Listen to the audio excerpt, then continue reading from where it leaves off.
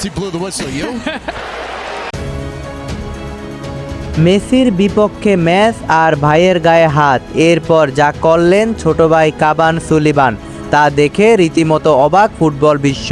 বড় ভাই কুইন সুলিবানের সঙ্গে প্রতিপক্ষের ধাক্কাধাক্কি হতেই আর এক মুহূর্ত দেরি করেননি ছোট ভাই কাবান, ছুটে এসে ভাইয়ের পাশে দাঁড়ান তিনি। আর পরিস্থিতি নিয়ন্ত্রণের বাইরে চলে যেতেই দেখতে হয় লাল কার্ড। কিন্তু কি হয়েছিল আসলে, কেনই বা মেসির ইন্টার মিয়ামির বিপক্ষে এমন উত্তপ্ত হয়ে উঠেছিল ম্যাচ? চলুন জেনে নেওয়া যাক পুরো ঘটনাটি। লিওনেল মেসি ও লুইস সুয়ারেজদের ইন্টার মিয়ামির বিপক্ষে মাঠে নেমেছিল ফিলাডেলফিয়া ইউনিয়ন। এই ম্যাচ আলোচনার কেন্দ্রে ছিলেন বাংলাদেশি বংশোদ্ভূত দুই ভাই কুইন সুলিবান ও কাবান সুলিবান। নির্ধারিত 90 মিনিটে দুই দলই দুইটি করে গোল করায় ম্যাচ গড়ায় অতিরিক্ত সময়ে। আর সেখানেই ঘটে নাটকীয় সেই ঘটনা। অতিরিক্ত সময়ের 100তম মিনিটে বল নিয়ে ইন্টার মিয়ামি ডি বক্সে ঢোকার চেষ্টা করেছিলেন কুইন সুলিবান। প্রতিপক্ষের ডিফেন্ডারদের চাপে এক পর্যায়ে বল হারিয়ে মাঠে পড়ে যান তিনি।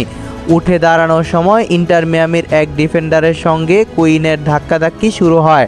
মুহূর্তেই উত্তপ্ত হয়ে ওঠে পরিস্থিতি। কথা কাটাকাটি থেকে পরিস্থিতি গড়ায় হাতাহাতির কাছাকাছি। আর ঠিক তখনই বড় ভাইয়ের পাশে ছুটে আসেন ছোট ভাই কাবান সুলিবান।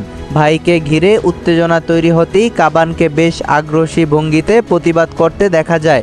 পরিস্থিতি নিয়ন্ত্রণে আনতে দুই দলের খেলোয়াড়রা এগিয়ে এলেও কাবানকে থামানো কঠিন হয়ে পড়ে। শেষ পর্যন্ত রেফারি কাবান সুলিবানকে লাল কার্ড দেখান, ফলে মাঠ ছাড়তে হয় তাকে। তবে লাল কার্ডের চেয়ে বেশি আলোচনা এসেছে কাবানের সেই মুহূর্তটি।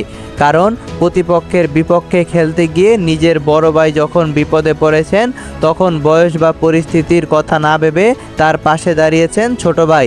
ফুটবলের মাঠে প্রতিদ্বন্দ্বিতা থাকবেই, উত্তেজনাও থাকবে, কিন্তু রক্তের সম্পর্ক যে সব কিছুর ঊর্ধ্বে। কুইন ও কাবান সুলিবানের এই ঘটনা যেন সেটার আবারও প্রমাণ দেখিয়ে দিল। মেসি সুয়ারেজদের বিপক্ষে ম্যাচের ফলাফলের পাশাপাশি দুই ভাইয়ের এই আবেগঘন মুহূর্ত এখন ফুটবল প্রেমীদের আলোচনার কেন্দ্রবিন্দু। আপনার কি মনে হয়, ভাইয়ের পাশে দাঁড়াতে গিয়ে কাবানের লাল কার্ড দেখা এটা কি আবেগ নাকি ভুল সিদ্ধান্ত? কমেন্টে আপনার মূল্যবান বক্তব্য জানিয়ে দিন। ধন্যবাদ।